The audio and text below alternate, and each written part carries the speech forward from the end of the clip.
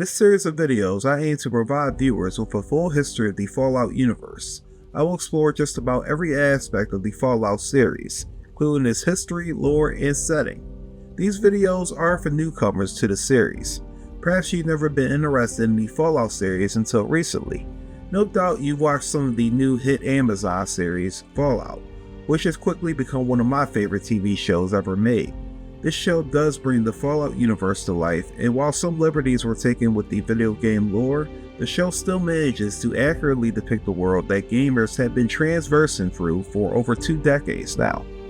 No doubt, newcomers to the Fallout world have plenty of questions concerning the events depicted in this show, particularly the events surrounding one of the main characters, Cooper Howard, played by the notable film and TV star Walton Goggins, who always brings a certain level of energy to every scene he's in. Just about every episode of Fallout, viewers saw various scenes that depicted events just before the Great War of 2077. This was mostly through the perspective of Cooper Howard. Cooper Howard's relationship with Vault-Tec was manufactured as a public relations stunt. Vault-Tec Corporation was a $1 trillion industry that made profits by manufacturing and selling underground vault shelters at a time when nuclear annihilation was a reality. This company used public fear of nuclear bombs to secure government contracts that would ensure the construction of various underground vaults that would serve to protect around 0.1% of the American population. This same percentage of humanity would essentially emerge from the ashes of pre-war society and work to build a better society based on the principles instilled by the Vault-Tec Corporation. One of the leading executives of Vault-Tec just before the Great War of 2077 just happened to have been Barbara Howard, the wife of Cooper Howard. Through their relationship, Vault-Tec was able to recruit Cooper Howard to be their spokesman for the company. Having a celebrity endorse your product is never a bad idea, and for Vault-Tec it paid off. Vault-Tec was provided a budget of astronomical proportions by the American government through the sale of, junk bonds, while at the same time they partnered with large American corporations to create and sell advanced technology with the Vault-Tec brand name. Given that a lot of the first season of Fallout aims to show viewers the role Vault-Tec played in the pre-war society of the Fallout universe, this first episode will cover the entire history of Vault-Tec, from the pre-war days to the remnants of the company that can still be found upon exploring the various wastelands that make up the Fallout universe. Episode 1: The History of Vault-Tec. Pre-war America and the emergence of Vault-Tec. The dystopian and alternate universe of Fallout is generally on a different timeline of history than our own. While many notable events in American history can be found in the Fallout timeline, it diverges in a number of ways. So for those of us who have little background knowledge of this universe, the first thing you should know is that pre-war society in the Fallout universe is characterized by a blend of retrofuturism. This is a particular art style that explores the universe as imagined in the past. It serves to combine retro styles, technologies, and design aesthetics with futuristic elements. Essentially, it's a blend of the old and new. It's how your grandparents would have imagined the future. And in the Fallout universe, particularly when discussing pre-war society, the culture of the age within the United States retained a certain 1950s vibe, while still managing to crank out advancements in science and engineering. If you're like me, then you need to be reminded from time to time that the age being depicted in the show is the 21st century. Unlike our society, the pre-war society depicted in the show retains a bit of conservative values that characterized the 1950s, along with the music and fashion. The pre-war society of Fallout is largely dominated by consumerism and corporate power. Particularly, people have grown reliant on convenient service bots and automatic machines with artificial intelligence. Where the Fallout timeline truly differs from our own is the reliance on vacuum tubes over transistors. Invented by 1904 by John Ambrose Fleming, the vacuum tube is a device that controls electric current flow in a high vacuum between electrodes to which an electric potential difference has been applied. These devices were key components for most electronic circuits of the 20th century. They were used in radios, televisions, radar, sound recordings, and telephones. In our own timeline, vacuum tubes were slowly phased out with the invention of the transistor, a semiconductor device used to amplify or switch electrical signals and power. The device made it possible to produce solid-state devices which were smaller and more efficient. Well into the 20th century, certain vacuum tubes like the cathode ray tube would be used in various commercial TV monitors. But more electronic producers found semiconductor devices like transistors easier and safer to use. Plus, they were manufactured to be fitted in discrete devices and were integrated as circuit chips. In the Fallout timeline, transistors just did not catch on, and vacuum tubes were used well into the 21st century. The use of vacuum tubes gives the technology shown in the Fallout games and TV show a very distinct look. Electric devices are significantly bigger and not so easy to hide. Now, this isn't to say that transistors weren't still used by people, as plenty of tech seen in the Fallout universe employs to some extent a semiconductor. Vacuum tubes in the long run proved cheaper to produce for companies looking to produce items like excavators or water chips, Pip-Boys, or even radios. With that said, vacuum tubes continue to be dominant building blocks for modern electronics. And naturally, these electronics further added to the retro future style of Fallout. Vacuum tubes are nice, but much of society in the Fallout universe relied heavily on advancements with nuclear fission technology. And that's because the 21st century is beset by a series of resource shortages, mainly gasoline, which by the 21st century has largely been depleted. Pre-war society in Fallout is one of nuclear power, and everything from the brand names of packaged snack food to the music of the age screams nuclear energy. And everything from cars to home appliances are powered by nuclear energy. The technological advancements such as nuclear reactors allow for a significant age of progress. Many of the companies that Fallout fans can still name spawned during this time, such as Robco, Repcon, and West-Tec, all of which would make a fortune creating and developing all kinds of new gadgets for various purposes. But the major items that were sought after were those that could be used in warfare and public defense. And that's where Vault-Tec Corporation comes into play.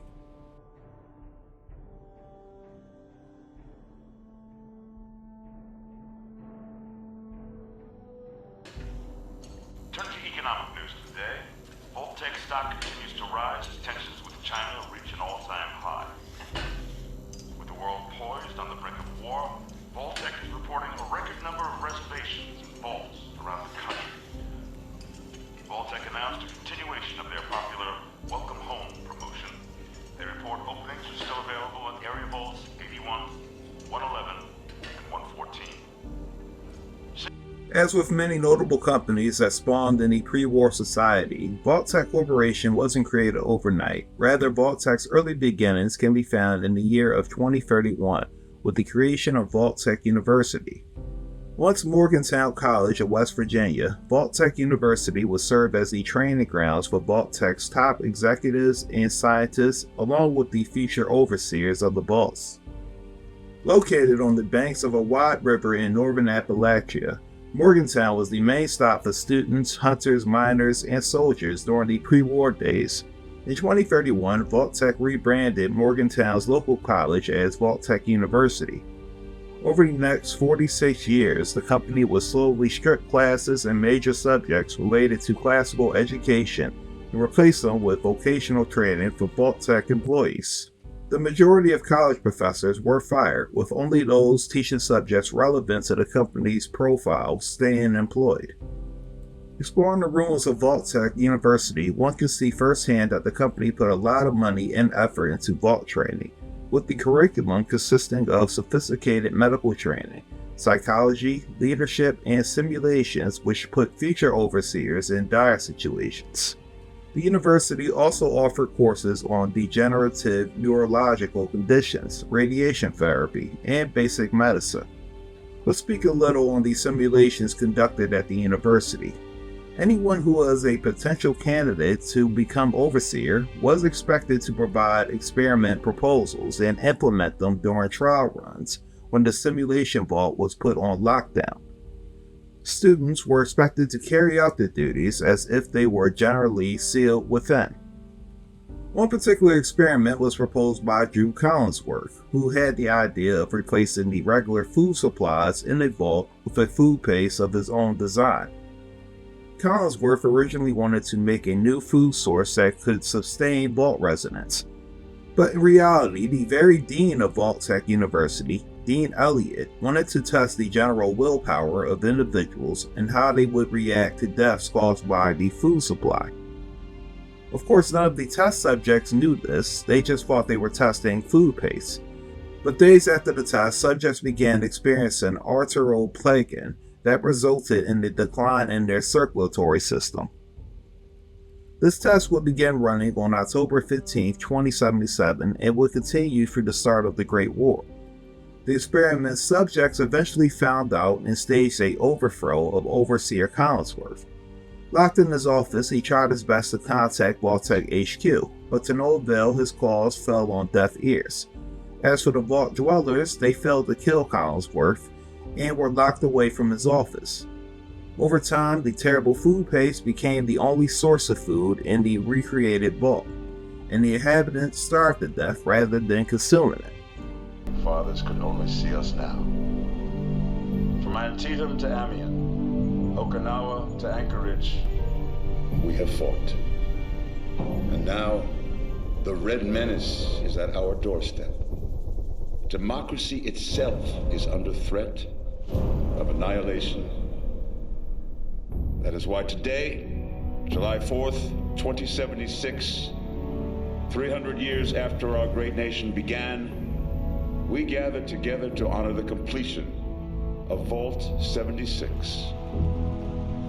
By the year 2054, there was a national defense endeavor intended to create shelters that would protect the population in the event of a nuclear war. This endeavor on the behalf of Vault-Tec would be known as Project Safe House. At the time this was going on, the American government was facing impoverishment due to the chaos of the 21st century and the frequent wars that followed suit. You had the Euro-Middle Eastern War, the New Plague, and also the collapse of the United Nations. Throughout this time, the shortage of fuel would result in the American government annexing the nation of Canada. And later on, they'll also declare war against China in order to protect the last fuel source in the world, located in Anchorage, Alaska. The government would fund Vault-Tec with the selling of junk bonds, a bond issued by stable companies or government entities that yield higher rates than regular bonds while at the same time yielding higher risk financially. Junk bonds are often used for speculative investments that are often issued by companies or governments out of desperation. Because of the limited funding available, Vault-Tec was only able to construct around 122 vaults.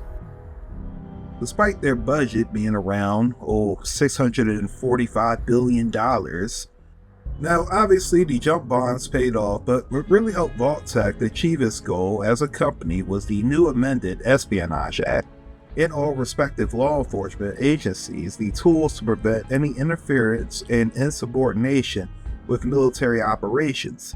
Since Vault-Tec was a company funded by government junk bonds for the purpose of national defense, it was considered a military operation. And anyone who spoke out against the company or the efforts made by the government to instill safety among its inhabitants were criminally prosecuted and labeled as a threat. Very much similar to what occurred throughout the 20th century in our own time during the height of the Cold War, where various people were accused of supporting communist or socialist beliefs. As depicted in the show, various figures in Hollywood, which Cooper Howard had worked with over the years, were blacklisted from these studios. And at the same time, Howard himself would be ostracized among the various performers, writers, and directors of Hollywood due to his relationship with Vault-Tec Corporation. With Vault-Tec considered to be a government entity, Project Shelter took priority for the US government. Throughout the various Fallout games, we find and learn about more of the key figures related to Vault-Tec just before the war. There was Giles Wollstonecroft, the CEO, a significant figure in the company's leadership who oversaw the company's operation, including the execution of Vault experiments. He also worked to further develop the relationship between the company and the American government.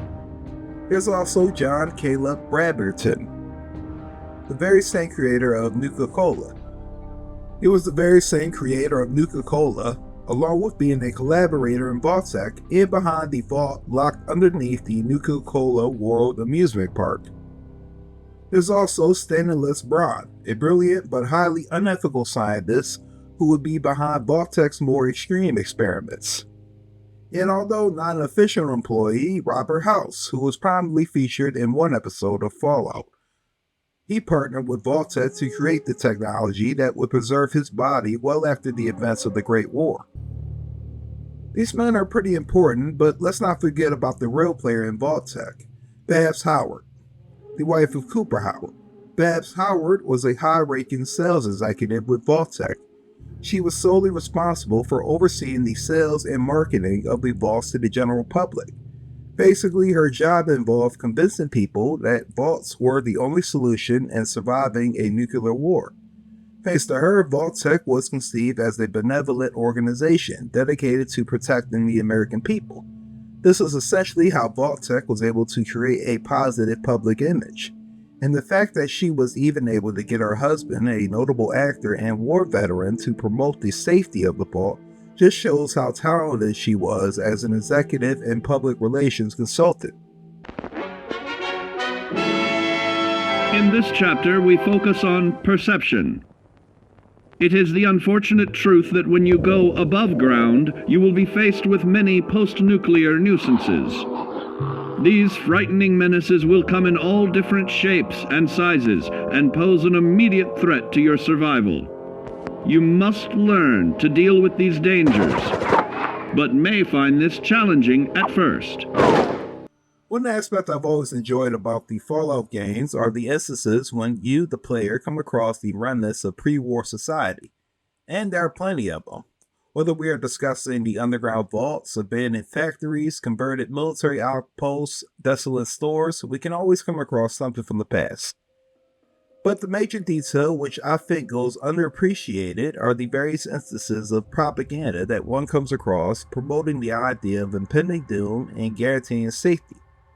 That's the best way I can describe the propaganda and ephemera created by Vault-Tec before the war. Selling danger and death while offering a simple way out, and behind the propaganda was of course the face of Vault-Tec, Vault Boy. The image of Vault Boy is probably the first thing we imagine when thinking about Fallout in any capacity. And how can you not? I mean, just look at him in all his glory. I can't think of any more of an iconic fictional company mascot that can capture the attention of people like Vault Boy.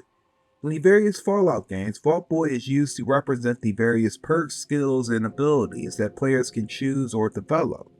We also see him in the special system while choosing attributes. But in the existing history and lore of the Fallout universe, Vault Boy is a product of Vault-Tec's marketing designed to make the idea of living in a vault and surviving a nuclear war more palatable and appealing to the general public. This is why we see him in the various tutorial cutscenes shown on Fallout 4. His image can be found across multiple advertisements, posters, and promotion materials that help reinforce Vault-Tec as a friendly company. But how did Vault Boy become the face of a $1 trillion company? Well, there is some speculation that Vault Boy was created directly after Cooper Howard distanced himself from Vault-Tec. But this is just speculation, mostly tied to my own reasoning based on what has occurred in the series so far. In the last few episodes of the first season, Cooper gets indoctrinated into a secret circle of individuals who are working to advocate against the presence of Vault-Tec and other government intervention within American society. He also receives a special device that can be attached to a Pip-Boy 3000 to spy on his wife Babs. In the very last episode, Howard hears firsthand about the actual plans of Vault-Tec. He learns that Vault-Tec is providing various private vaults to corporations who wish to conduct their own experiments. He also learns that all the overseers assigned to vaults would be the only inhabitants aware of these experiments, and would be responsible for overseeing their completion. More than likely, Season 2 of Fallout will cover more of Howard's distancing from Vault-Tec, a company that he helped promote as a benevolent organization. With the absence of Howard, the company turned to Vault Boy, a character with a natural sense of optimism in the face of nuclear destruction. The event which truly helped Vault-Tec was the Sino-American War. This war would ensure that Vault-Tec played a part in a more broader military-industrial complex. As tensions with China escalated, the American government would promote the idea of nuclear readiness, and Vault-Tec, with its increased funding, would begin selling private vaults to individuals who could afford it. Around the 2060s, various vaults were in a completed state. And with the fear of nuclear destruction further escalated by ongoing conflicts with China, Vault-Tec would help mandate frequent practice drills for the evacuation of homes to the newly constructed vaults. These drills happened pretty frequently, and over time, turnouts for the drills would actually fall.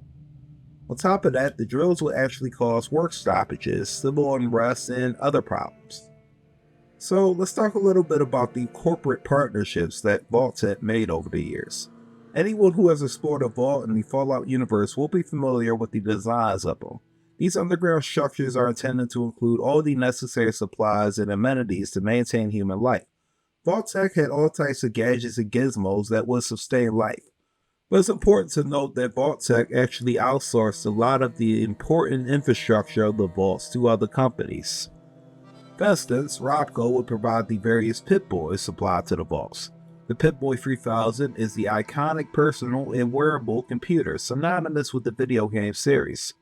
Sure, the tech might seem primitive compared to our own handheld devices, but in the Fallout universe, the patenting of this device represented a revolution in technology. With Pip-Boys, vault dwellers could access vital information such as maps, inventory management, health status, radio communications. Vault dwellers could also keep track of radiation levels and avoid toxic areas upon resurfacing. General Atomics will supply the nuclear reactors where Vault-Tec could not, along with the various units of Mr. Handy and Mr. Gusty robots, which provided households across America with robotic domestic servants. MedTech would partner with Vault-Tec to provide medical equipment and supplies to Vault-Tec, including stim packs, radaway, and other pharmaceutical essentials for treating injuries and radiation exposure. WestTech would be the producers of power armor and the infamous Force Evolutionary Virus, along with advanced security systems and experimental medical equipment. Other companies that partnered with Vault-Tec included some notable producers of soft beverages such as Nuka-Cola and Sunset Sarsaparilla. While not involved in the technological side, they still collaborated with Vault-Tec to make sure food supplies consisted of plenty of pre-war soda. These partnerships with various other large corporations is important to understand when piecing together the events of the Fallout games. Throughout the pre-war years leading up to October 2077, American society might look to have been thriving, but as I said earlier, the government was financially unstable, and this is evident by the efforts to sell junk bonds to Americans in order to provide funding for Project Shelter. What's not often talked about is the significant gap between the wealthy and the poor, and that's evident by the fact that only the more better off Americans could secure spots in the vault. Due to the sheer amount of consumerism in American society, corporations had reached a point where they controlled most aspects of life. And this is due to the reliance that Americans had grown accustomed to: self-servicing robots, nuclear-powered cars and home appliances, instant-ready meals, auto-dock machines, power armor to use in overseas conflicts. Combine this with the fear of invasions, social unrest, corporations are able to control more and more of the aspects of American life. Vault-Tec's true agenda at the end of the day would be to reshape the world in their image. I will elaborate further later on in the video on Vault-Tec's true goals, but ultimately they saw to make the most out of a dire situation. Just before the bombs fell, Vault-Tec, along with various other companies, were surely convinced that the United States was done for, and war could not be avoided. They decided the best course of action would be to secure aid of various other companies in completing the vaults, while at the same time allowing companies to set up their own experiments that would help them shape their society as well. Relationship with the American government. Why exactly did the Great War occur? The obvious reason is the shortage of resources. But one could also argue, in viewing the inevitability of nuclear warfare, the main cause was the increased authoritarian militaristic practices of the US government. Even before the resource wars could commence, America had adopted this nationalistic exceptionalist belief in its superiority. This was further provoked by the technological advancements, but also ideology as well. Like our own time, the Cold War never ended, and the American government could contain social unrest by uniting people against outsiders. Vault-Tec was fully aware of the societal fears that plagued Americans, and as discussed earlier, they took advantage of the need to prepare for nuclear annihilation as early as 2054. Vault-Tec's relationship with the US government would be one of civil defense. The company would secure a government contract to build and manage vaults. The government's interest in Vault-Tec's experimental capabilities rested on their desire to gather up data on human psychology, social dynamics, and responses to extreme conditions. As the nuclear war drew closer and closer, a secret cabal of powerful individuals from across the United States in positions of power in government would collaborate secretly with Vault-Tec in designing social experiments to test the occupants in unique circumstances. Many of us know about the Enclave as depicted within the video game, but this organization existed before the war and they were responsible for many government cover-ups. The Enclave would leverage Vault-Tec's research and technology in their own projects. The Enclave, as depicted within the video games, are often characterized by a commitment to traditional American values and restoring America back to its full glory. In many ways, they share similar goals to Vault-Tec, as the Enclave primarily wanted to reclaim control and restore pre-war government power, whereas Vault-Tec wanted to preserve pre-war tech and maintain control over the population. The relationship between the Enclave and Vault-Tec has been touched on a little bit in the Fallout series. One particular episode followed the adventures of an Enclave scientist named Siggy Wilczek, who flees an Enclave research site after being discovered for carrying out secret research and adopting a test lab dog. The Enclave ends up issuing a bounty on his head, and he's pursued by the Ghoul, once known as Cooper Howard. After losing his leg to the Ghoul in the town of Philly, he's escorted out of the city by Lucy the Vault Dweller.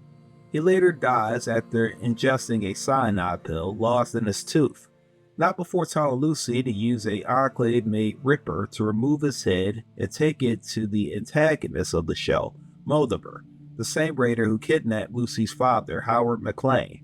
The bounty on Wilczek was literally for his head. I mean the actual head. At the beginning of this episode, Wilczek is seen injecting something right into his head. We later found out in the very last episode of the season that this strange substance was actually cold fusion. A substance, or more accurately a nuclear reaction, that could grant limitless power peacefully and serve as a sustainable source of energy that could be used to provide infinite energy across the United States and the rest of the world, ensuring that there would be no need to fight the resource wars once again. This invention could possibly prevent the Great War altogether, thus saving billions of people across the globe. This invention was created by Lee Moldiver.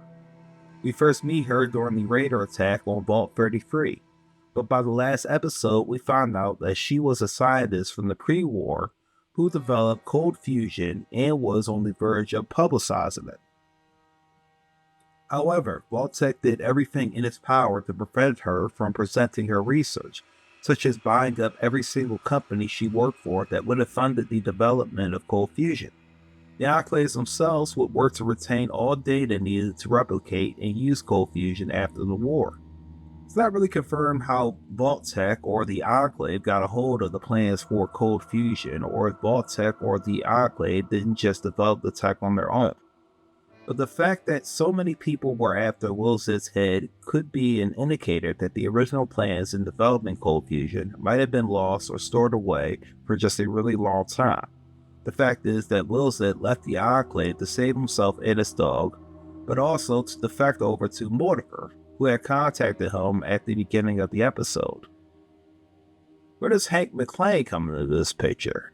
We found out that Hank McClane was actually a former Vault-Tec executive employee who helped oversee the managing aspects related to the vaults and their operations. He, like many of the cryogenically frozen residents of Vault 31, were pre-selected to serve as overseers for Vault 33. He was the person responsible for the notable nuclear bombing of the thriving NCR town of Shady Sands. This truth is revealed in the last episode as Lucy, the Vault Dweller, finally confronts Moldiver. She learns that her own late mother had once tried to escape Vault 33 with her and her brother Norman. Before the town was bombed, Hank arranged that her and her brother Norman were to be taken from Shady Sands, leaving their mother Rose to perish. Hank decided to bomb Shady Sands because the town and the NCR government, for that matter, contradicted the goals of Vault-Tec. That is why Hank, along with Betty and the other residents of Vault 31, were pre-selected and frozen over time to make sure that Vault-Tec's goals were met. And this detail is what really connects Vault-Tec to the shadow government that is the Enclave, the willingness to commit genocide for the sake of preserving their own vision of society.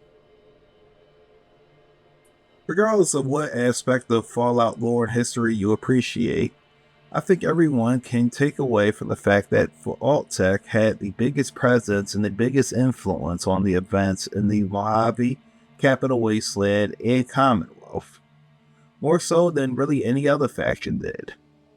That concludes this history of Vault-Tec. If you enjoyed this video, make sure you leave a like and be sure to subscribe if you're new to the channel. And also, stay on the update for more episodes into the history, lore, and setting of the Fallout universe. This is your man Bob of Smoking P Productions signed off. Thank you for watching and have a great day.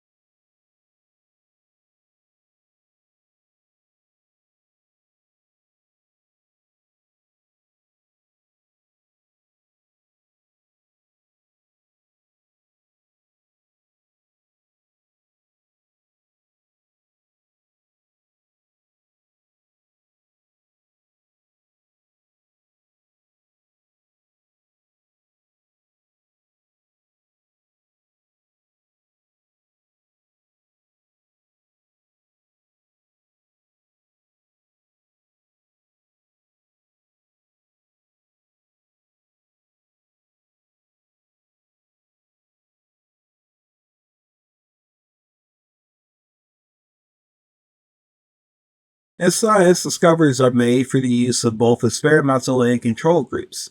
Experimental groups change while control groups are measured, and Vault-Tec assigned several notable control vaults that could actually go about doing things the way vaults were originally advertised to do. The most notable, and yes, arguably a control vault, would be the home of Lucy the Vault Dweller, Vault 33. I still remember first seeing this vault in all its glory, and honestly, I could not believe how accurate it was and how true it was to the vaults depicted within the video game. It's a shame that all of the Vault-Tec vaults couldn't have been as well equipped as Vault 33. From the lush cornfields to the more than fertile residents, Vault 33 at first glance was an ideal place to be. Residents bonded and celebrated special events like weddings and birthday parties. Inhabitants, while focused on Reclamation Day, still lived full and fulfilling lives. But Vault 33 also had a hidden secret related to its relationship with the two adjacent vaults, Vault 32 and Vault 31. These three vaults formed a network that mostly remained isolated except for a periodic trade that would occur every 3 years. On the very first episode of Fallout, we see Lucy McClane getting ready to marry a resident of Vault 32. And what follows is a pretty nice wedding celebration, followed by a direct attack made by raiders. Poor Lucy. Now, there are obvious reasons for the isolation, mostly in preventing the spread of diseases, but also because Vault 32 might have been an experimental group, who had an opposite agenda compared to Vault 33. Where Vault 33 corn crops grew exponentially, Vault 32's crops were devastated by a water drought. Most of us probably immediately assumed that the raiders killed off the inhabitants of Vault 32, but in a later episode, Lucy's brother Norman and their cousin Chet go exploring and find traces of a civil war and mass suicide that occurred in Vault 32. They also stumble across some graffiti suggesting that vault dwellers learned of a horrible truth, and that their vault was not a shelter but an experiment.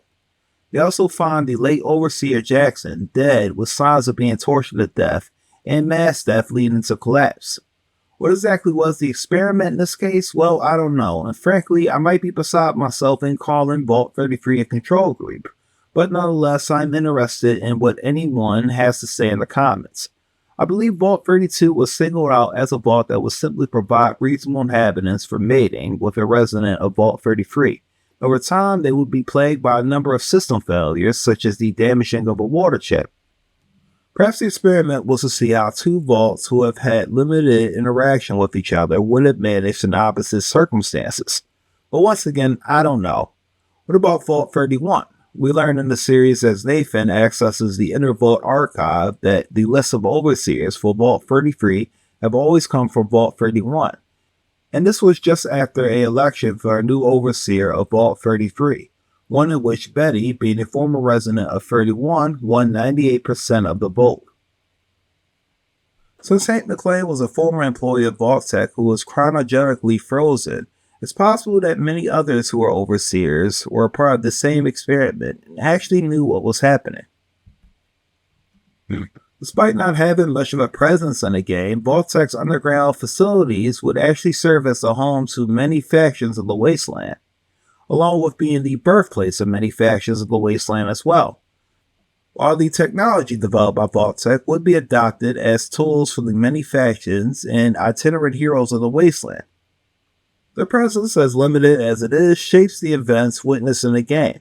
Many of the factions that would emerge in the West Coast, such as the various Raider gangs, the NCR, and Boomers, were original residents of the various vaults. For instance, the Raider gangs, known as the Vipers, Jackals, and Khans, all once upon a time ago had came out of Vault 15. And yeah, the more notable residents that came from this vault were the founders of the Shady Sands, the very town that would make up the early foundation for the Northern California Republic, or the NCR. The residents of the Nellis Air Force Base, known as the Boomers, originally came from the crowded vault of Vault 34, the vault known for practicing their Second Amendment rights.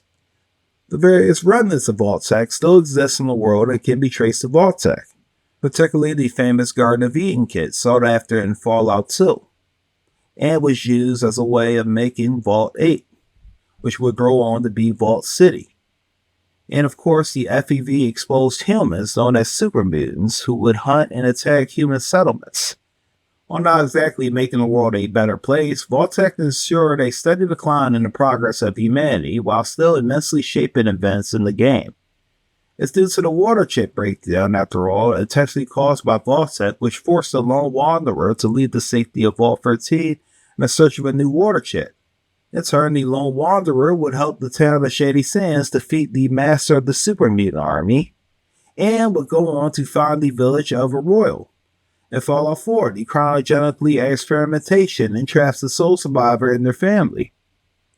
This leads to the soul survivor in Fallout 4 setting out on a path to find their child and decide the fate of the Commonwealth. Regardless of what aspect of Fallout lore and history you appreciate, I think everyone can take away from the fact that Vault-Tec had the biggest presence and the biggest influence on the events in the Mojave, Capital Wasteland, and Commonwealth. More so than really any other faction did. That concludes this history of Vault-Tec. If you enjoyed this video, make sure you leave a like and be sure to subscribe if you're new to the channel. And also stay on the update for more episodes into the history, lore, and setting of the Fallout universe. This is your man Bob of Smoke and Pea Productions signing off. Thank you for watching and have a great day.